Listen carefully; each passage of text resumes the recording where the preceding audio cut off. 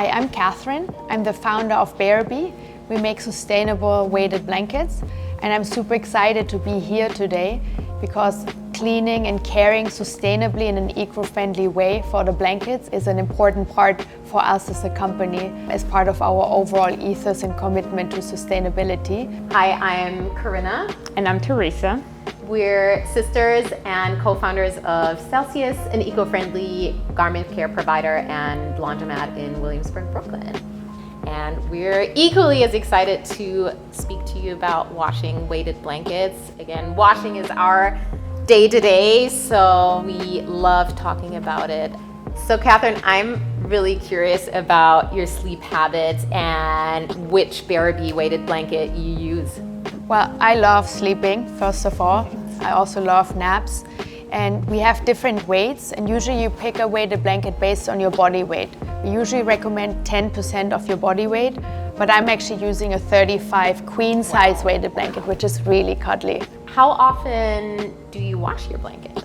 That's a good question. So I'm using it directly on my body without any sheets underneath. So I'm washing it every 6 weeks. How about you? Yeah, so I have a 15-pound tree napper, and I actually have allergies, so I wash mine pretty frequently. I'd say about every 2 to 3 weeks, actually. And I love my 25-pound cotton napper. I will either use it on top of a flat sheet in the summer or even like a thin comforter in the winter to be extra snuggly. And then I would, just because I use it on top of something else, I would wash it about every 3 months, so once a quarter. So one of my most important first steps is to always check your blanket for any stains and treat those before. That way you can avoid having to use like heavier or stronger detergents later on.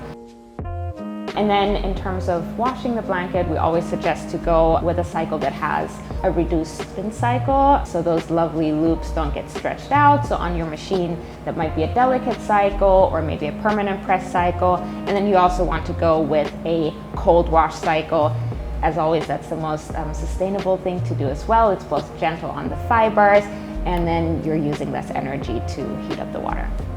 And then speaking of gentle, definitely go for a gentle and mild detergent. There are a ton of conventional detergents out there that have added optical brighteners, added bleach, or added fabric softener.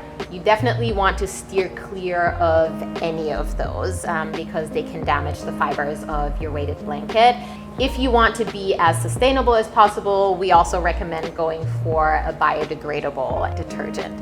If you have one of the lighter Bearaby blankets, you can totally wash them in your washing machine at home.